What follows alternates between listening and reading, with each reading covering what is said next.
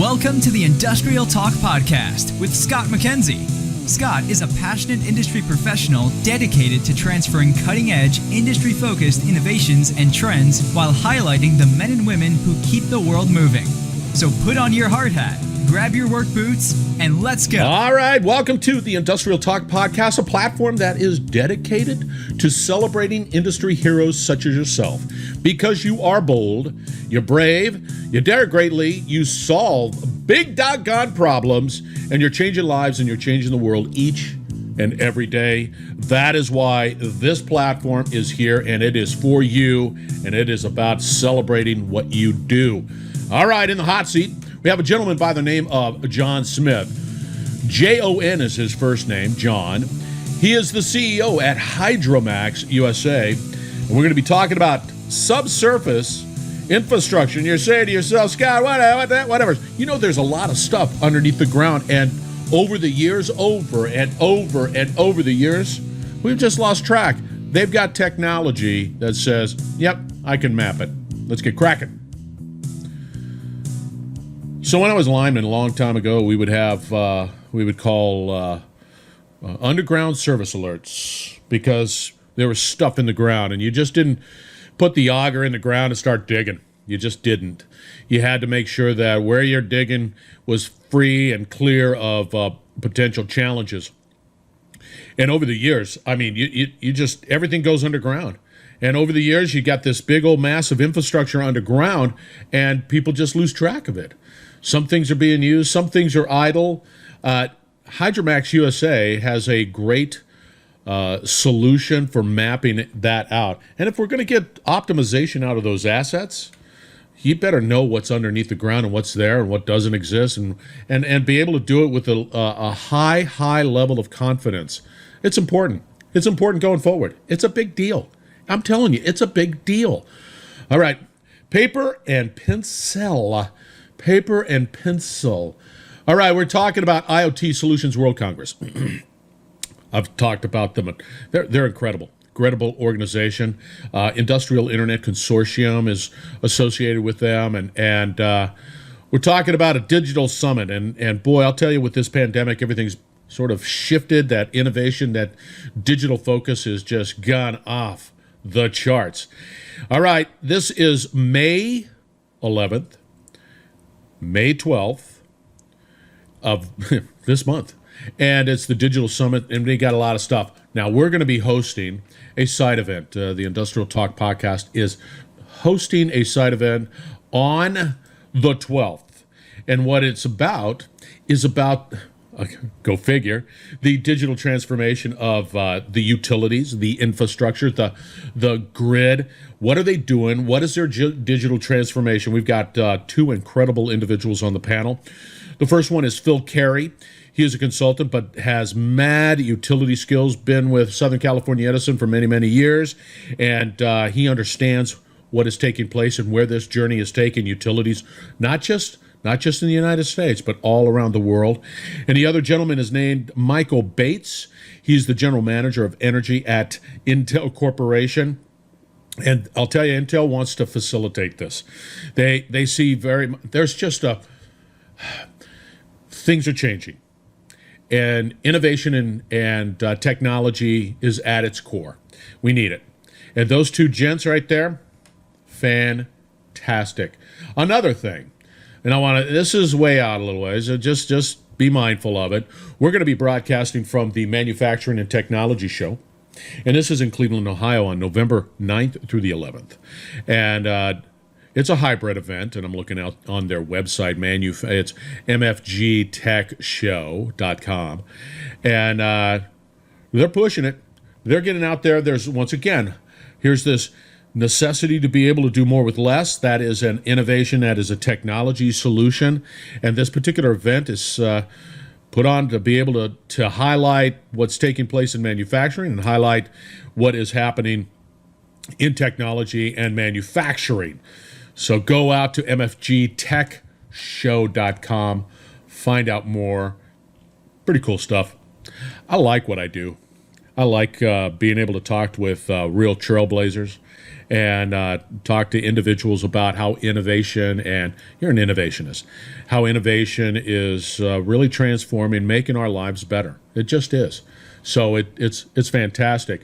And don't forget about NEOM, NEOM, and what they're doing out there in Saudi Arabia. Holy shnikey. That's important stuff. Let's get on with the interview. All right. Again, Jon Smith, Jon, make a note of that. Hydromax USA is the company. And we're talking about subsurface infrastructure and how do we properly map that and gain greater utilization out those assets that are underneath the ground, finding stuff, making sure things are right. So enjoy the interview with Jon Smith. Jon, welcome to the Industrial Talk Podcast. I am so honored that you have found time in your busy schedule, right, to talk to the individuals, the wonderful people of Industrial Talk. How are you doing? Hey, doing great, Scott. Thank you, and I'm very glad to be here. I'm telling you, man, and thank you for your service. Thank you very much. All right, for the listeners out there, now we've got a bit of a delay, so just bear with us on this. But give us a little background, a little 411 on who Jon is, and then we're going to get into the conversation about leveraging technology to solve problems with existing infrastructure, all of that fun stuff. So, give us a little background, Jon. Sure. No, again, great and glad to be here and talk to you and all your listeners, Scott. My background started, I was a career naval officer, 20 plus years, came out of the military and went right into the auto industry, working at Ford Motor Company and several other parts suppliers in various roles, and gave me a nice breadth of background that I could really understand what a lot of the different disciplines do in a company. Used that then and entered into the energy industry. Moving over and was with Honeywell International for about 7 years, running the Western Hemisphere for gas distribution products for them, and then had the opportunity early last year to join Hydromax USA as their CEO, and really bring all that experience together and really bring it into a space that I'm very passionate about. You talked about infrastructure. This has been one since I've been in the industry that has just been out there really screaming for some solutions and for some companies to take the lead in how we not only understand where we're at today, but what can be done with the future. And that's really what Hydromax USA is about. We do technology-enabled services in buried infrastructure around water, wastewater, and natural gas conveyance systems. And we do everything from condition assessments to mapping to understanding just how we can improve the environment through reducing emissions or leaks to safety and identifying hazards that are created in that infrastructure because of our lack of knowledge of it. We started burying things in the ground when this country was growing, and unfortunately, the mapping systems haven't kept up. So the real problem is that we've got this massive infrastructure out there that over time I know it exists out there, that we've dug a trench, put a pipe in, boom, move on. 20 years later, we forget about the pipe. It might be still working, whatever it might be, but the mapping has not kept up to date. So the problem is how do we take the existing infrastructure that is out there and dynamically leveraging technology to identify where it all exists, correct? Why is that important? Well, it's important because every day we're starting to introduce more and more into that subsurface infrastructure. You think about fiber optics, we're talking about electrification right now, and you think about installing all that in a system that's got hundreds of thousands of miles buried beneath, not only the U.S., but this is a global issue. And if you don't know where it is and you don't know how you're going to install, you have a good chance of, rupturing a water line, or even worse, taking a natural gas line through something, and now you've got a real safety situation in the public sector. But isn't there laws out there that say, hey, before you dig anybody, you got to get it all surveyed? Is there laws out there like that? In some places it's law, in some places it's a guideline, I guess. It varies. It varies from state to state. It varies from regulatory body to regulatory body. It's always smart to call 811 and to get that mapped out and located. But here's the issue you run into with those location services. The location services a lot of times are only as good as the maps they're working from. So if the maps are outdated or new infrastructure has been put in that wasn't properly mapped, you've still got a risk there.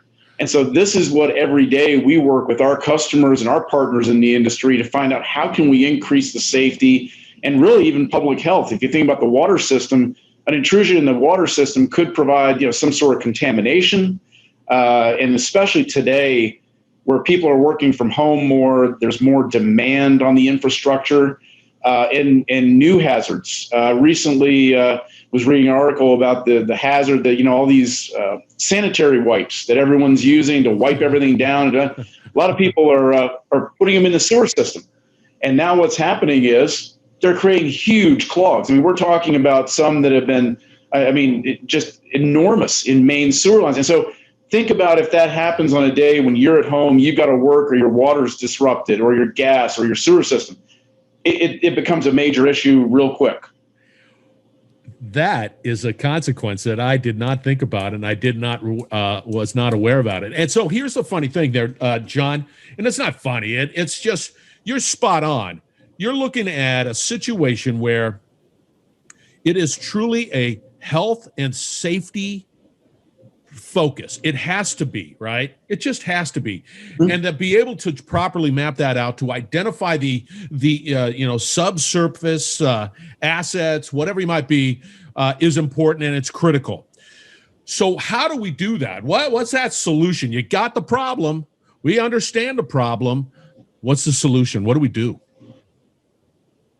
Well, we do an interesting mix of technology and actually boots on the ground service. I mean, our field operators, and they're in the field every day, do a fantastic job working with utilities, municipalities of all sizes to really fix their, find and identify their hazards, but also to more efficiently use their budget dollars. We've developed something called a risk prioritization model that, we've been doing this for almost 20 years. And we've developed an awful lot of data and background in this that we can run a very accurate AI and machine learning model that will identify potential risks in a municipality or city where we really should go first. I mean, if you look at this massive grid, where do you start? And that's where a lot of people start wringing their hands. You've got to use AI. You've got to use technology to give yourself a leg up and be able to more efficiently go out there. And you really want to hit the really high threat areas, I would say, or high risk areas. To identify those, go check them out. Hopefully there's nothing there. Hopefully it's all doing well. One of the things we also do in natural gas is leak survey. So we'll go out, and even if we identify it, we check and see, is it emitting methane into the air through natural gas emissions? So we really try to partner with some very large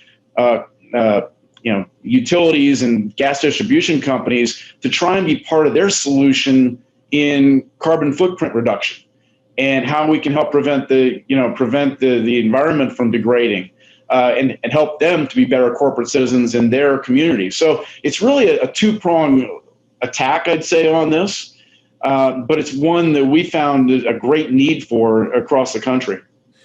So what I hear you saying, that's good stuff. That's all good. So you sit there and you prioritize your focus on the subsurface infrastructure. That's good, because you're absolutely spot on.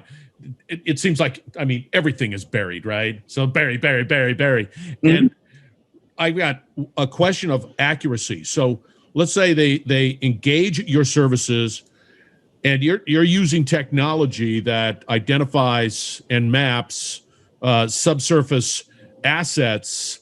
How accurate are they? Oh, we're plus or minus a foot. And so we actually using Esri, and we're an Esri partner, and we also use GIS data, but we actually map it in a 3-axis location, and we're plus or minus about 6 inches on that because we've got an actual physical robot that's in that infrastructure. So we're pinging that robot, and it's giving us a precise location. So as we traverse this infrastructure, we're not only looking for hazards, we're also noting where the infrastructure is, what slope it's on, because heaven forbid, you're never going to get it in a straight line. Everybody assumes if I dig a trench at 7 feet here, I'm going to dig it 7 over here. It could be 7 feet here and 5 feet 100 yards down, you've got an incline. That's the accuracy that we need to help ensure that as more and more technology moves into the buried infrastructure, we're not creating hazards for people, and we're not creating hazards or disruptions of service across the industry. And I'll give you a good example also. This is another reason why the condition assessment side is so important. Recently, I was talking to a city, and they had recently done a several $1 million road project. And about 6 months after they got done with the road project, they had a water main break right underneath where they had just put in a road. So now they've got this brand new road, and now they have to tear up a main, and they have to do all this work. If we had known the condition before the road, when they had the road torn up, they could have fixed it then, and then never had a disruption, the road, and they would have more efficiently used that budget going forward. So that's just a couple ways that we see hazards identified in the infrastructure. So you sit there and what I like that three-dimensional, right? We're so sort of two-dimensional. If I ask somebody, if I call 811, they're going to come out there. They got some questionable maps. They might sort of in this area, and they'll mark it out with the fluorescent paint. Don't dig here, right? And then they give you a splosh of saying don't do that, but it doesn't take into the elevation. It's just say don't dig there. So it could go down, it could go up, it could do all of the stuff that you mentioned, which is very, very important. Now, that's great. That's all good.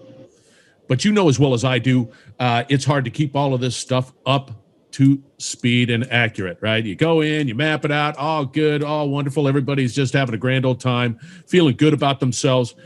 But the real thing is keeping it up to date. How do you do that? How do you do that? Well, that's where we work with our customers quite a bit to identify where their programs need to take into account that new construction. So we have two buckets when we start talking. We have legacy, which is already in the ground. Okay, so we're mapping, we're identifying that. But then you have new construction. So one of the things that we do is we work with engineering firms, sometimes the cities or municipalities that have major construction projects, and we'll come in and do pre and post inspection. Post is always the one we like because pre-inspection will tell you, yeah, there's nothing there right now. Post-inspection says you did the work and didn't create a hazard. But there's really those two. Now, again, getting back to your comment before about regulation, in some places, this is regulated. For instance, we have a major customer in the Northwest who it's in their charter that if there's new construction, that's mandatory. We've got to go on the job, and if there's a legacy job that's waiting, it waits. We check out the new, and then we have that accurately mapped. So it's a mix. You've got to know where you're building and where you're placing more infrastructure in the ground, but you've also got to map out the present to really understand that as well, because you've got excavation and other things going on every day as well. So this is also, I guarantee you, this is hey, let's bring in Hydromax USA. And we've prioritized this embed our subsurface assets over here. Let's get them to run through it. It should be just fine. Let's just get them to do it. And then you guys come on in. You run your tech. You run your innovation. Boom, you find problems. Then all of a sudden you got to come back and you're going to say, hey, customer, we got a problem out here that you got to fix. I don't want to do it. How do you deal with that? And that's where we work with our customers, because they know that when we identify something, they're going to get a report within 24 hours. So if we see an intrusion, they immediately get a report on it, and a lot of times they'll roll their crews out to fix it right away, depending on the grade of it. But they have different standards in that. But they are very good about when we identify these, and we do identify them. We find more sometimes than the customer expects. One customer thought they had a great system with great integrity. It was going to be there. We wound up finding 20 or 30 in the first few months. So, and for us, and I know for them, because they're sitting there, and I know they are, and to the credit of the gas industry and to the water industry, some of this isn't regulatory driven. For instance, when you're looking for a crossbore, as we call it, that's not regulatory driven. That's a public safety that they're going out and being proactive about. And that I really commend the industry for that. one of our senior vice presidents is the head of the Crossbore Association, actually founded it up in the Northwest. And Mark and I will talk, and it's a group that just raises awareness with the service providers of what those hazards could be. And to the credit of these industries, they're putting budget dollars aside and prioritizing public safety. See, that's real important. So I see how this is all good, and this is important stuff, and I understand it, and I understand the health and safety component to it, and this, and correct me if I'm wrong here, John. We've got to get more out of these embedded assets than ever before. We're putting greater stress, greater tension, whatever it might be, and greater demand on these embedded assets. And it seems to me that this is an important function to ensure that you are optimizing that asset and be able to create greater reliability. Is that important?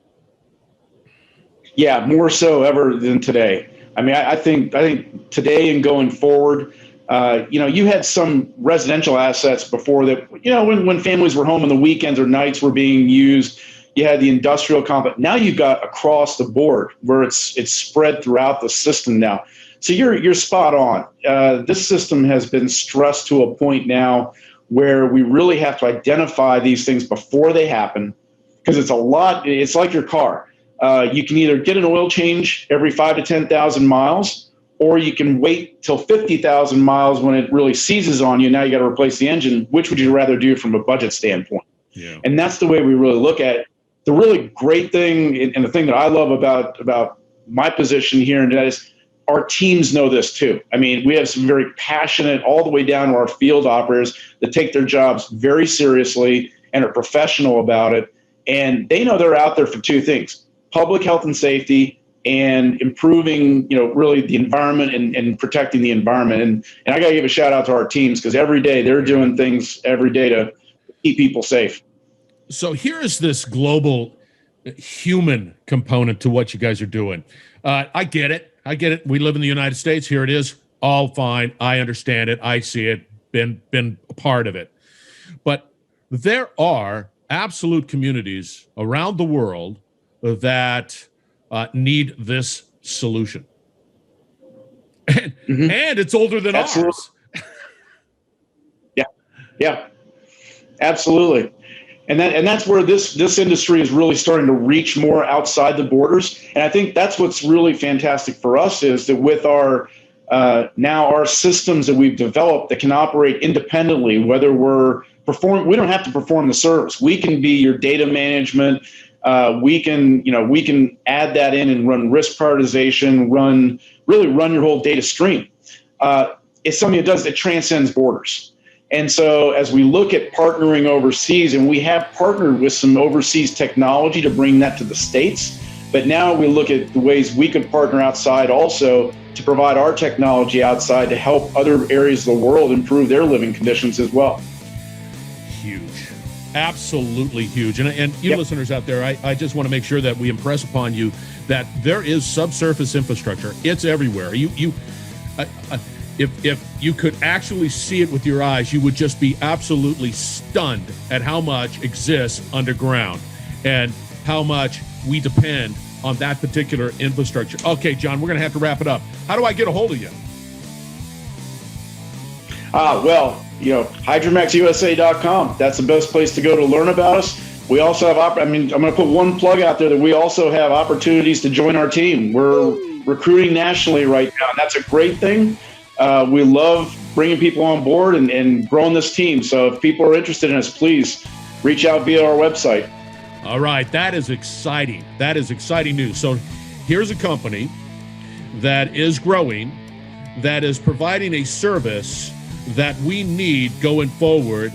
And it is a global type of a focus. And I'm telling you, it's human safety and health.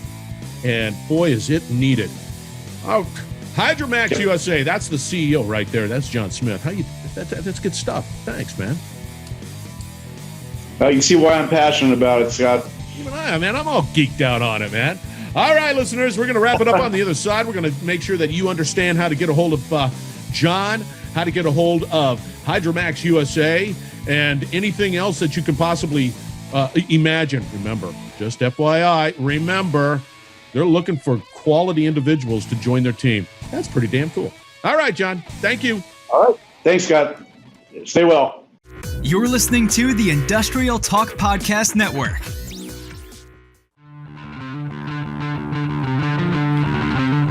All right, I want to thank Jon Smith for joining the Industrial Talk Podcast. Sorry about the little delays there, but that happens. It's okay. Still meaty. Very, very meaty conversation about subsurface infrastructure and how do you deploy the innovation and technology to be able to find that stuff. It's out there. I guarantee you. It's all around us. We just got to do a better job at optimizing those assets as we go forward. That's an important dealio. All right, again, we're going to be hosting an event. It is in the Digital Summit. It is May 11th through 12th, and you just go out to IoT World Congress, sign up, find out more. We're going to be doing something on the electric utility digital transformation journey. It's got to happen. You utility people who listen to this show, it's got to happen. Make it happen. Be bold, be brave, dare greatly. You know the mantra. All right, again, hang out with people who are bold, brave, and daring greatly, like Jon. And boy, I'll tell you, you're going to change lives and you're going to change the world. Thank you very much for joining the Industrial Talk Podcast. Absolute honor. Have a safe week.